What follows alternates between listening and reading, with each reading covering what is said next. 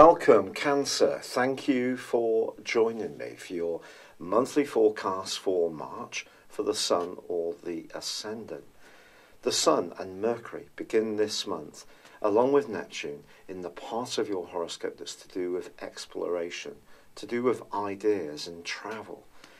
If you're really wanting to expand your world, this is a super month to try it. It is true that Mercury goes into a retrograde on the 5th, which lasts to the 28th, which suggests there may be some stop-start moments in whatever you try to do, and therefore some trial and error. Now that could cause a degree of frustration, but it's also true that the new moon, which occurs on the 6th, really sets up a real backdrop of opportunity. This is because, Cancer, there is going to be two very significant aspects this month that are influenced by your sector of relating, and these come through the energies of Pluto.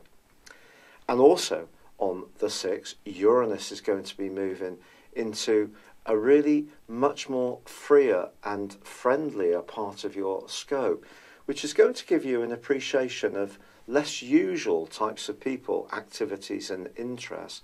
You may have had a taste of this for 5 months of last year, and I think this is going to come back into your world. But also, on the 2nd, Venus, the planet of love and affection, moves into a very passionate part of your situation. This can be great for your finances if you're working on some kind of joint venture or you're in business yourself, especially a creative enterprise. But equally, it can help your love life to sizzle. But your love life is going to benefit, like every other part of your existence, through shaking things up a bit and being more experimental, because the new moon on the 6th combines with Neptune. Neptune is the planet of dreams. It's the planet of spirituality. It is the planet of dissolving what's no longer useful, and the 9th house is about opening things up to new experiences. So through your imagination, you can transmute your activities into areas which really engage and excite you. Because of Mercury's retrograde, as I say, there may be some stop-start moments. It won't necessarily all go exactly as you hope, but it certainly can be exciting. And it's also true to say that Mars in Taurus from the start of this month is joined by Uranus, the rebellious Uranus, also on the 6th. This combination is going to see you much more daring about the type of people you hang out with. This can give you a taste of opening up your world to more radical ideas, to groups, or being much more individualistic in your approach. You had a taste of this energy last year for 5 or so months. This year, from the 6th, Uranus is going to be in this location for the next 7 years.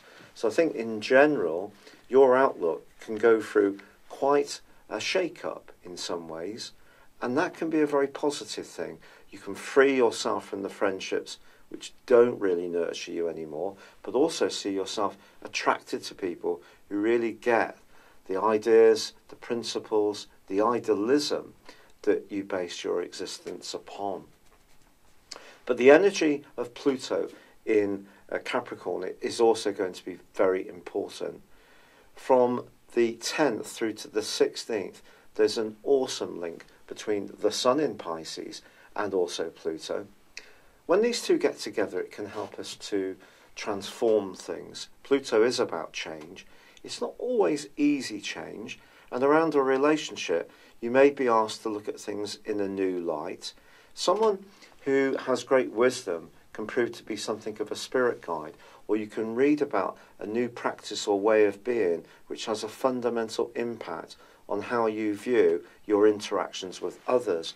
But generally, there is the chance of a real positive charge of energy that can see changes, that can help you grow, but also, in some ways, potentially even connect with someone in a romantic context too. Also, from the 19th to the 24th, Mars is forging a link to Pluto. These two are the rulers of Scorpio, so you can imagine the passion that they generate and also the willpower. With Mars in the part of your scope to do with your future direction in life, if you do ally yourself to someone who really does excite you, between you, you can turn out to be a real power couple. Now, this could be over an interest, over a hobby, over a sporting activity, or perhaps even in a romantic context too. Now, the Sun is going to be moving on the 21st to the very top of your horoscope, replacing Uranus, which vacated it on the 6th. And, of course, this is the spring equinox, the start of the new tropical zodiac. And this part of your year is very much about identifying your role in life, becoming clearer about your goals and ambitions. And this can also, this change, make you a little more assertive. But because there's a full moon on the same day, it is going to be important in the last 10 days of this month to understand that any goals and ambitions you have must work for you at a more emotional level too.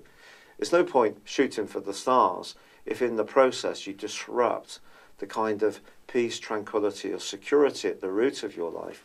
So any ideas that you are developing do need to have a thread of realism.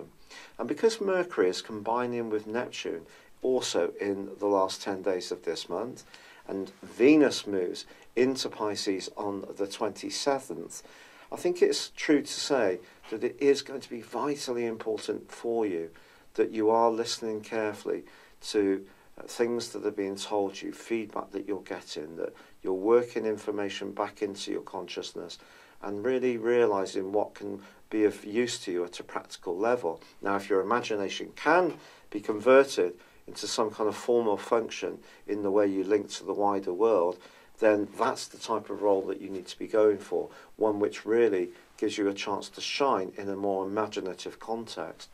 Fortunately, Mercury does end that retrograde on the 28th. Of course, we will all collectively be letting out a sigh of relief. But if there have been something to do with a contract that you've been discussing, or something to do with travel or a new mode of transport, I think you can start to see much more favourable conditions for you at that point. So I think the trick with this month is definitely to embrace your passions, definitely to embrace your idealism. It is going to be important to see how it can work for you at home and also professionally. But I think generally you are entering a new part of your situation, which is so exciting. And this excitement is going to be driven by a growing understanding that collaboration, cooperation, and harmonising your individual talents with people who enrich you and add something to your world is really the way ahead.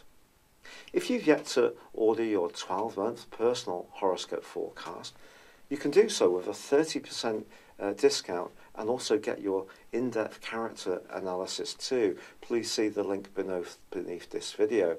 But for now, I'd love it if you would subscribe, like, or comment on this video. Good luck and goodbye for now. Hello, thank you so much for watching my video. I'd love you to join me at my Horoscope Ace app. You can find this at www.horoscope-ace.com. You can use it through Android, iOS, Apple, or Facebook. Check out your ascendant or your moon sign, or download your free birth chart. There's all your favourite videos, plus there are daily, weekly, monthly and yearly horoscopes for general, love, Chinese and Indian astrology. If your passion is tarot, there's my brilliant 3-card money or love tarot readings too. And it's all there at www.horoscope-ace.com. Thank you.